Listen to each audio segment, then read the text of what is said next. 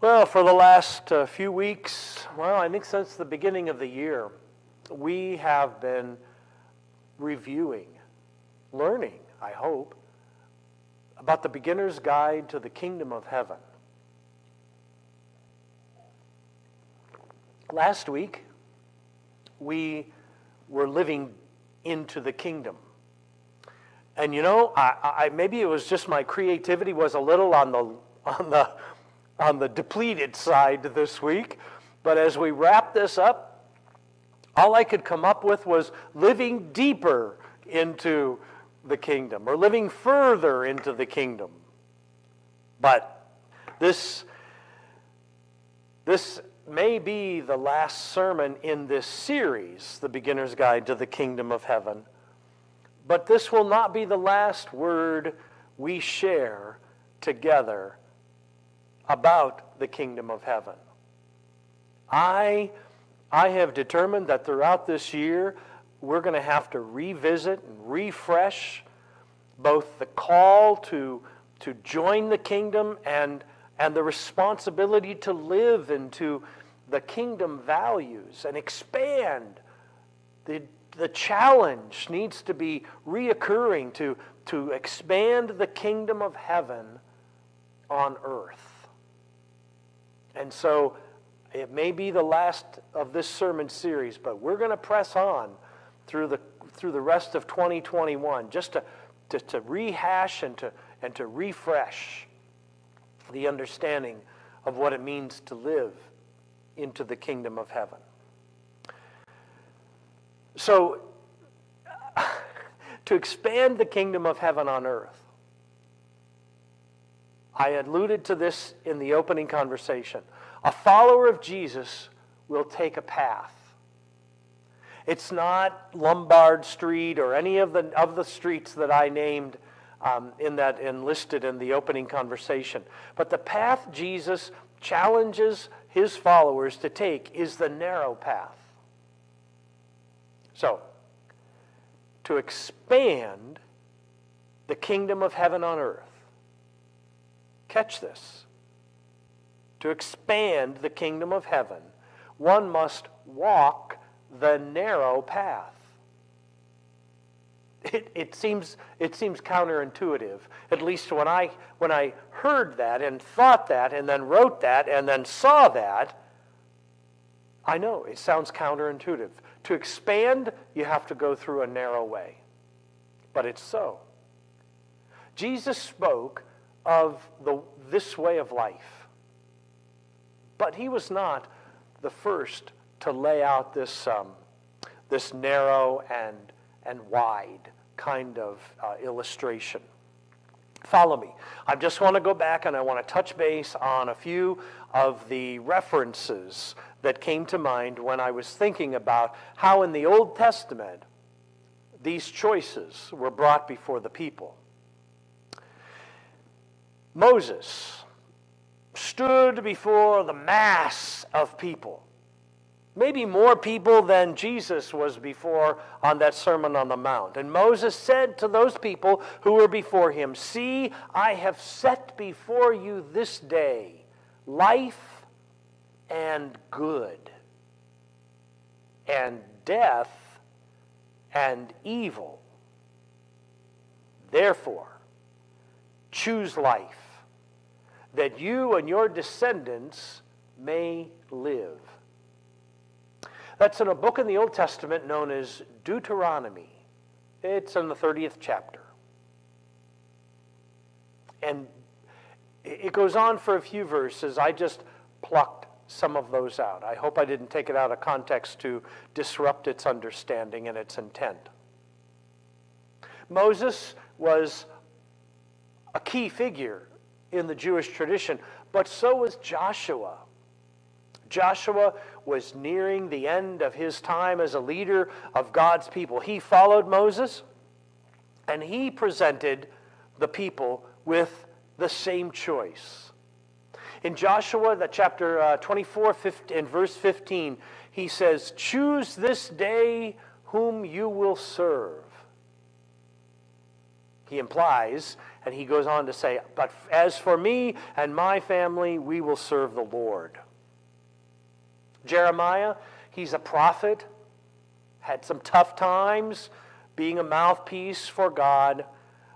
When Jeremiah heard the voice of God saying to him, and to this people you will say, thus says the Lord, behold, I set before you the way of life and the way of death.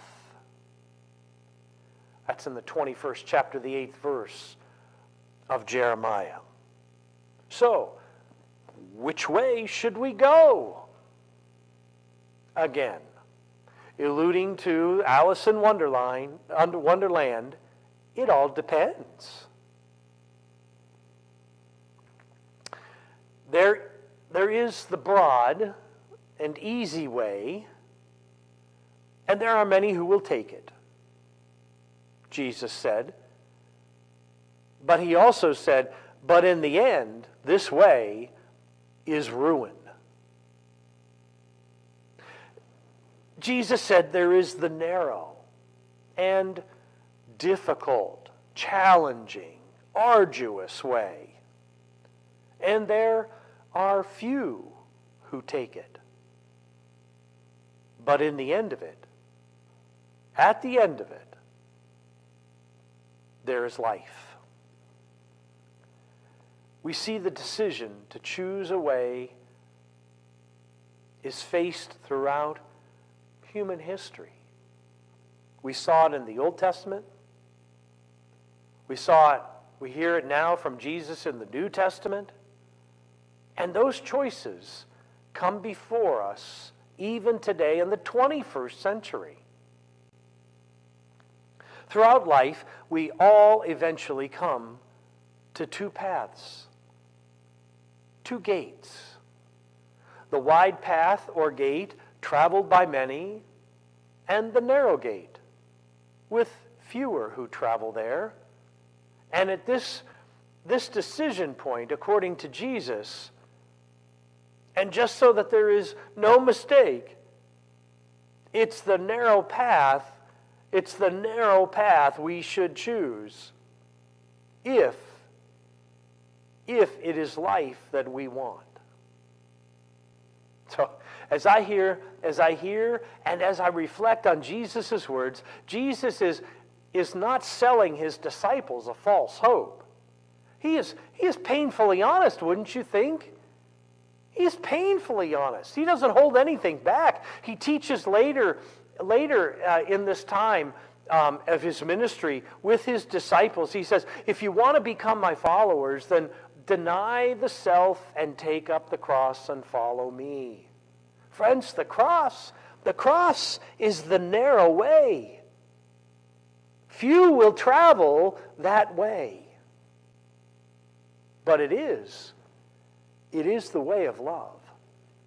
It is the way of redemption. It is the way of healing. Jesus never said the path into the kingdom would be easy. But is it worthwhile? Is it worth it all? Well, Jesus thought so. Jesus exemplified so. And the more I reflect on it, I say absolutely it's worth it. Absolutely. The narrow path indicates that a certain amount of unloading, giving up some baggage, is going to be necessary for those who wish to experience and expand the kingdom of heaven. There's some things we've got to let go of. There's some things we need to put down. There's some things we need to move on without. To fit along the path, to fit through the gate, we need to drop, some unchristian-like attitudes. And we need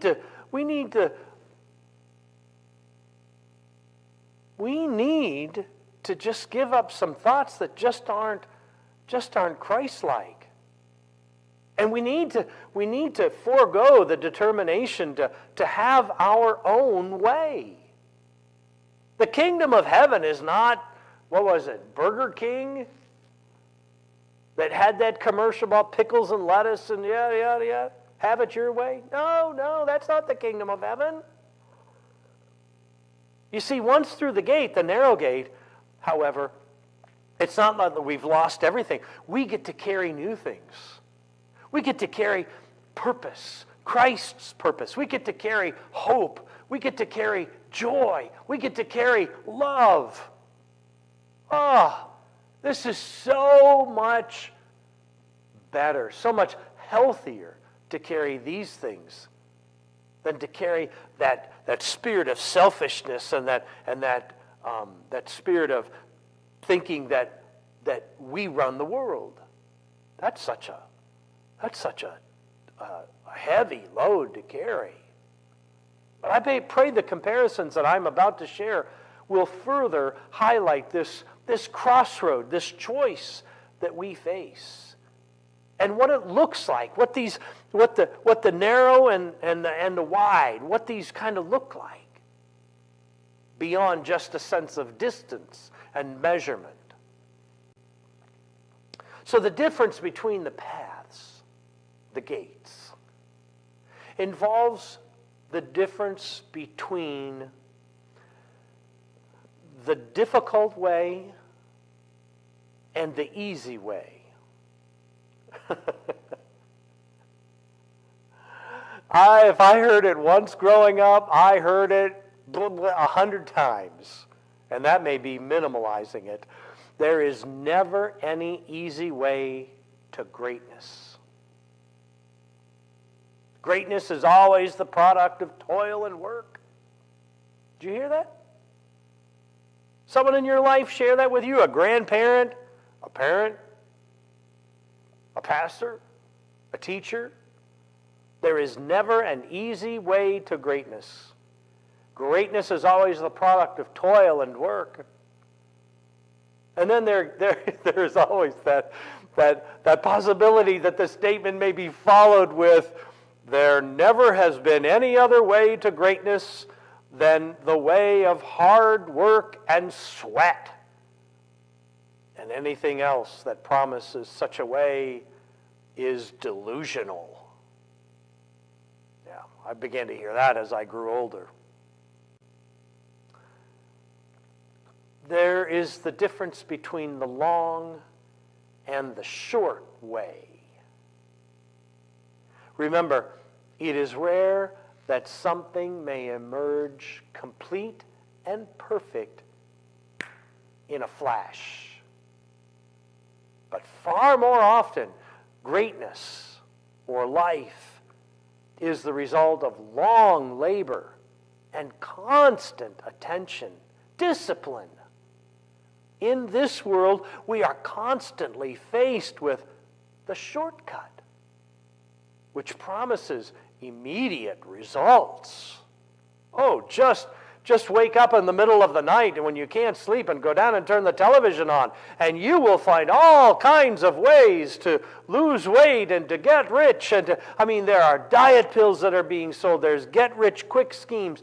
The lottery, many of these are just to name a few. And if you can think of other shortcuts that are being touted out there, then email them to me. I'd like to, not that I want to stay up and watch these shows on television, but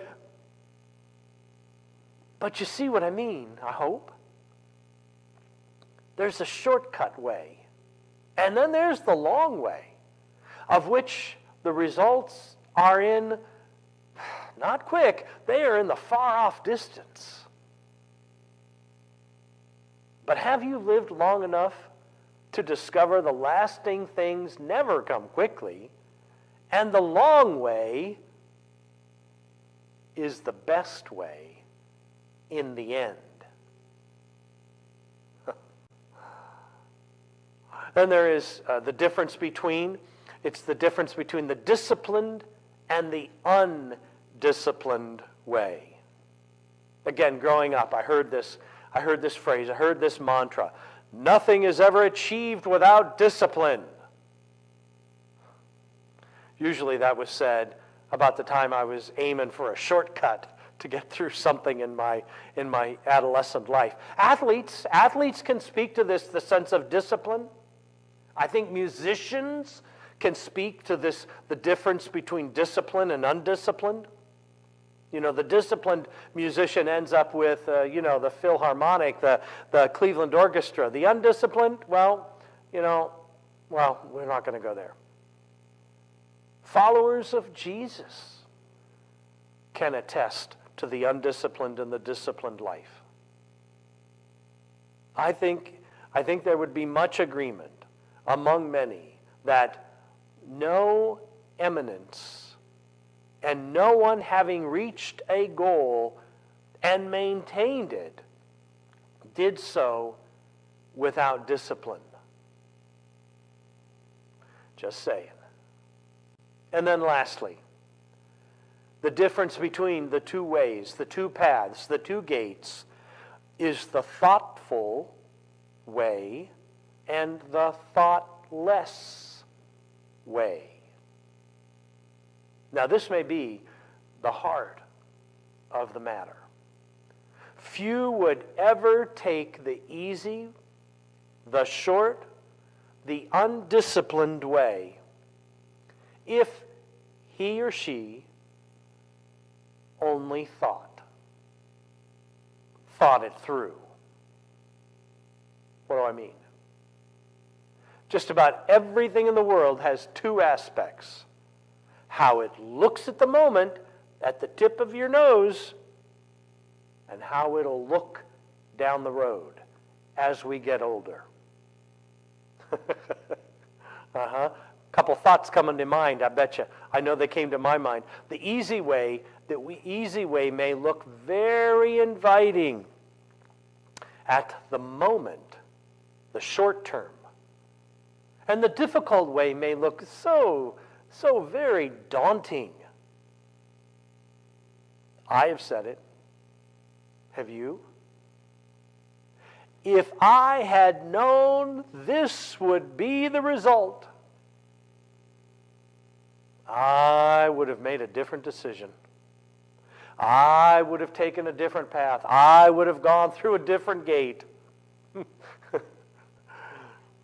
If we would just discipline ourselves to see in healthier ways, correct ways, godly ways. Not at the beginning, but at the end of the path. To see things, I would say, not in the earthly, the present time, but to see them in the course of eternal. What's this going to mean when I cross over? Jesus recognizes the difference. Jesus understands the benefits and the dangers of the narrow and the wide paths, the gates. In times of peace, the narrow path is experienced when we love others as we love ourselves. And when we follow the golden rule which we talked about, and all the other teachings that we've explored over the last few weeks, as we've come to more deeply understand the kingdom of heaven. In times of strife, though, it is challenging to walk the narrow path. It is challenging, complicated, to do what is God's will, rather than what we are told by the false prophets, or told by all the others that are walking the wide path. So let me be clear. I'm not going to soft sell this living in the kingdom. There is no guarantee that taking the narrow path to the narrow gate will lead to health and wealth and happiness. There is no guarantee.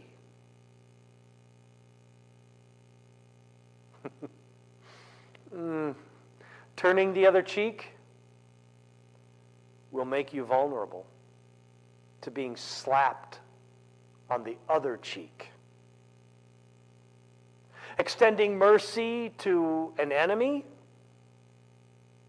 you run the risk of being repaid with a knife in your back. Being recognized as a member of a minority group, well, it can get you killed. But Jesus would say, be merciful anyway. Be a peacemaker anyway. Celebrate your identity anyway. I believe that if we let the Sermon on the Mount, you may be intimidated by all of the scriptures, but if we let the Sermon on the Mount, these 3 chapters, speak frequently to us, we pause and we reflect and we read and we pray about these and we choose again and again the narrow path to the narrow gate, I am absolutely certain that you will not only gain 1 foot into the kingdom of heaven, but you will be able to experience the kingdom of heaven in your life and in your heart, and you will in turn help others experience heaven on earth. I believe it. I truly believe that. Because we are not only meant to experience the kingdom of heaven for ourselves, but to reflect it to others so that they can be welcomed in, so that they can choose the path, the gate.